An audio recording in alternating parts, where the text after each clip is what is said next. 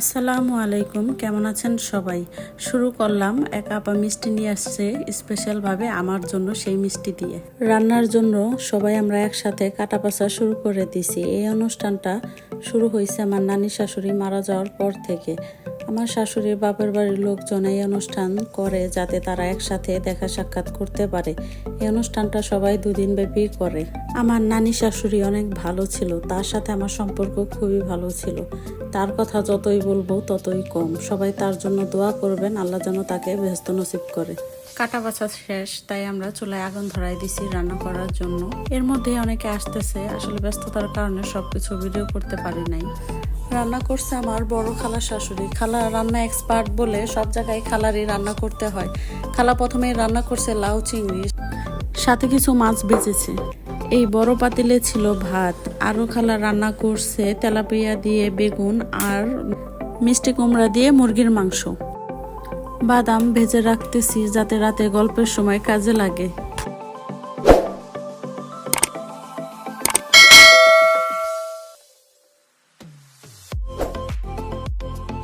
দুপুরে খাওয়া দাওয়া শেষে বিকেল থেকে আমরা স্টার্ট করছি পিঠা বানানো। এটা চিতই পিঠা। এই খোলায় আমরা পিঠা বানাই। এই খোলায় পিঠা খুব সুন্দর হয়। একটা হয় গোল আর চারটা হয় নৌকার মতো।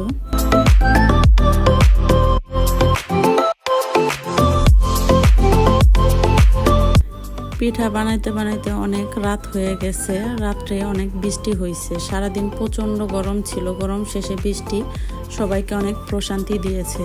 এত পরিমাণ বৃষ্টি হয়েছে যে সেই বৃষ্টির পানিতে আমরা সবাই নৌকা ভাসাইছি, খুব মজা করছি।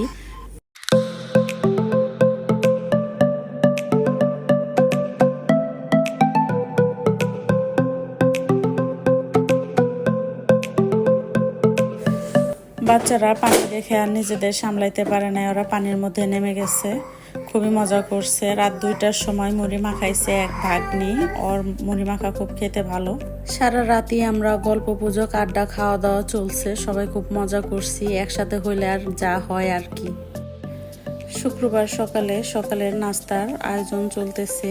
নাস্তার মধ্যে ছিল খিচুড়ি রান্না করতেছে আমাদের সুলতান বাবুর্চি।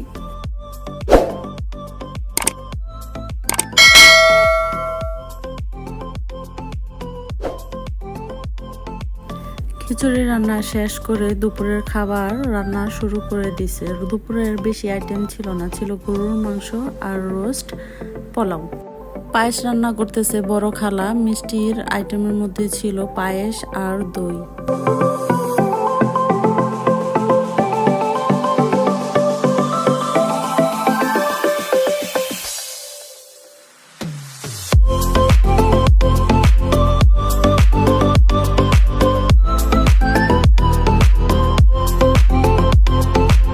সাড়ে 10টার দিকে আমরা সবাইকে নিয়ে চলে গেছি অন্যরকম পার্কে গোসল করার জন্য, সুইমিং পুলে। ননদ ননসের জামাই সবার সাথে খুব মজা করতে করতে আমরা পার্কে গেছি। আমার ননদ ননসের জামাই সবাই খুব আন্তরিক, ভালো। পার্কের গেট বন্ধ ছিল, আমরা এই পার্কের গেট খুলছি। পার্কে আমরা খুব অল্প সংখ্যক মানুষ গেছি, তাও 35 জন। আমরা যখন সবাই একসাথে গেছি তখন দেখে মনে হয়েছে যে কোনো ছোটখাটো একটা মিছিল যাইতেছে।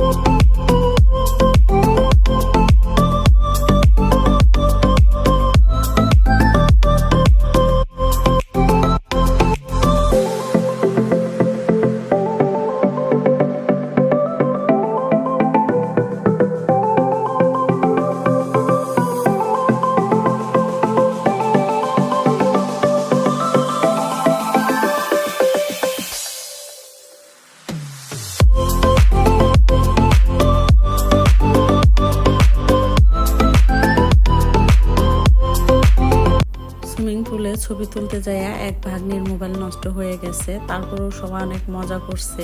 আমার মেয়ে অনেক মজা করছে, ও পানি খুব পছন্দ করে। দুই বোন পার্কে অনেক ছোটাছুটি করছে। সবাই ভালো থাকবেন, সুস্থ থাকবেন, আল্লাহ হাফেজ।